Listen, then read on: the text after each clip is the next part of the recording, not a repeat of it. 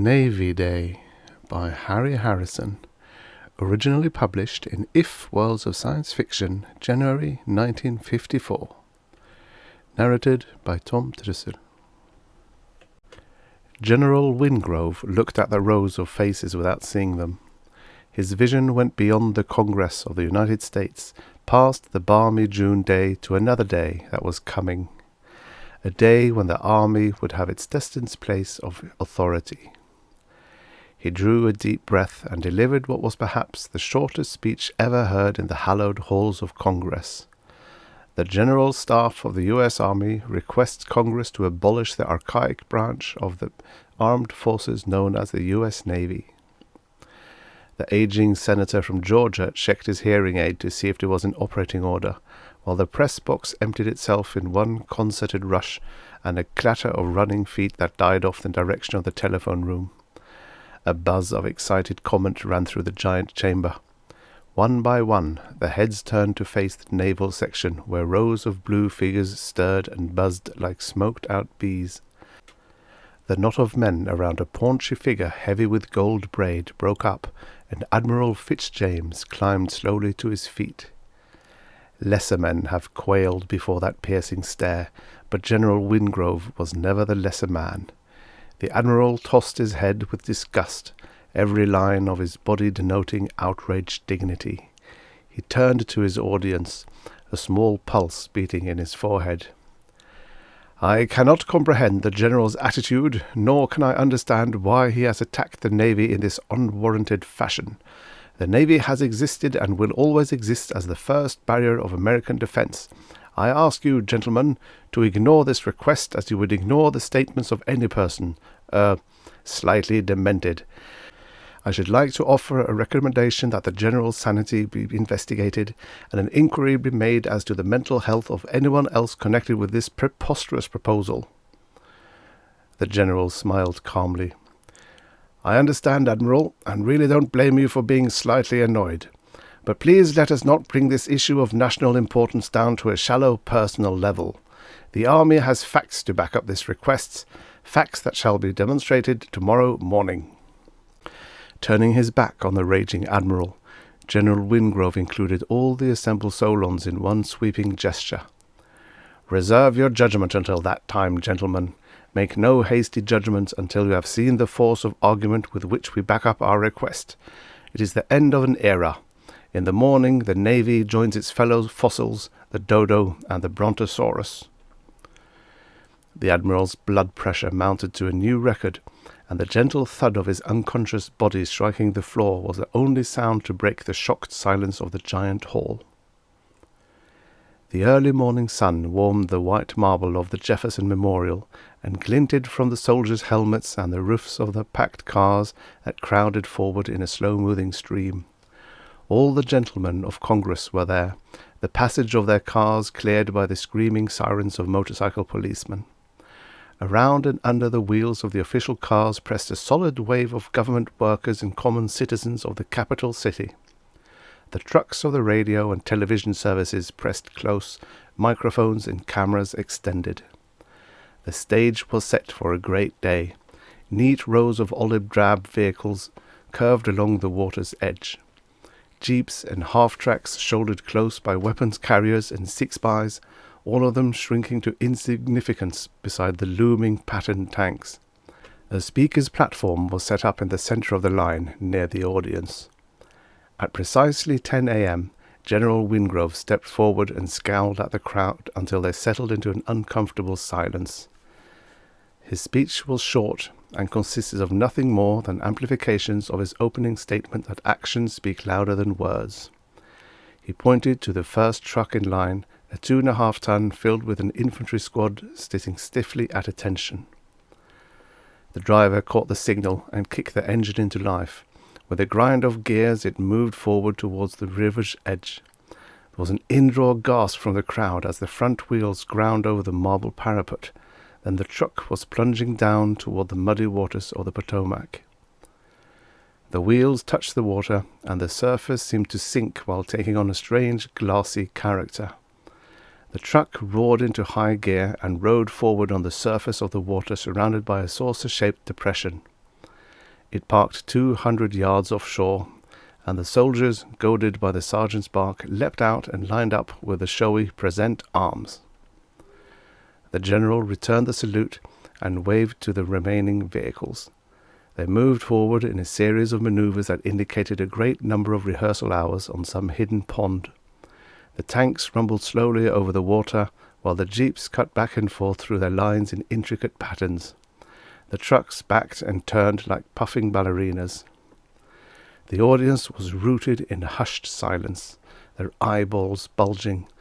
They continued to watch the amazing display as General Wingrove spoke again. "You see before you a typical example of Army ingenuity, developed in Army laboratories. These motor units are supported on the surface of the water by an intensifying of the surface tension in their immediate area. Their weight is evenly distributed over the surface, causing the shallow depressions you see around them. This remarkable feat has been accomplished by the use of the Dornifier, a remarkable invention that is named after that brilliant scientist, Colonel Robert A. Dorn, commander of the Brook Point Experimental Laboratory. It was there that one of the civilian employees discovered the Dorn effect, under the colonel's constant guidance, of course. Utilizing this invention, the Army now becomes master of the sea as well as the land. Army convoys of trucks and tanks can blanket the world. The surface of the water is our highway, our motor park, our battleground, the airfield and runway for our planes." Mechanics were pushing a shooting star onto the water. They stepped clear as flame gushed from the tailpipe. With a familiar whooshing rumble, it sped down the Potomac and hurled itself into the air. When this cheap and simple method of crossing oceans is adopted, it will of course mean the end of that fantastic medieval anachronism, the Navy. No need for billion-dollar aircraft carriers, battleships, dry docks, and all the other cumbersome junk that keeps those boats and things afloat. Give the taxpayer back his hard-earned dollar. Teeth grated in the naval section as carriers and battleships were called boats, and the rest of America's sea might lumped under the casual heading of things. Lips were curled at the transparent appeal to the taxpayer's pocketbook, but with leaden hearts they knew that all this justified wrath and contempt would avail them nothing. This was Army Day with a vengeance, and the doom of the Navy seemed inescapable. The Army had made elaborate plans for what they called Operation Sinker. Even as the general spoke, the publicity mills ground into high gear. From coast to coast, the citizens absorbed the news with their morning nourishment. "Agnes, you heard what the radio said?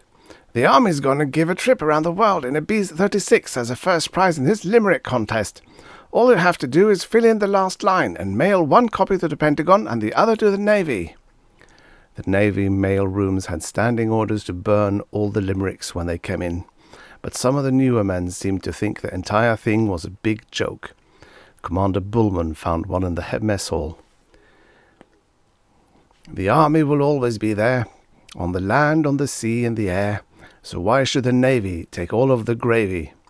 To which a sea-going scribe had added, "And not give us ensigns our share." The newspaper were filled daily with photographs of mighty B-36s landing on Lake Erie and grinning soldiers making mock beachhead attacks on Coney Island. Each man wore a buzzing black box at his waist and walked on the bosom of the now quiet Atlantic like a biblical prophet. Radio and television also carried thousands of news releases that poured in an unending flow from the Pentagon building. Cards, letters, telegrams, and packages descended on Washington in an overwhelming torrent. The Navy Department was the unhappy recipient of deprecatory letters and a vast quantity of little cardboard battleships. The people spoke, and their representatives listened closely. This was an election year. There didn't seem to be much doubt as to the decision, particularly when the reduction in the budget was considered. It took Congress only 2 months to make up its collective mind. The people were all pro-Army. The novelty of the idea had fired their imaginations. They were about to take the final vote in the lower house. If the amendment passed, it would go to the states for ratification, and their votes were certain to follow that of Congress. The Navy had fought a last-ditch battle to no avail. The balloting was going to be pretty much of a sure thing. The wet water navy would soon become ancient history. For some reason, the admirals didn't look as unhappy as they should. The Naval Department had requested one last opportunity to address the Congress. Congress had patronizingly granted permission, for even the doomed man is allowed one last speech. Admiral Fitzjames, who had recovered from his choleric attack, was the appointed speaker.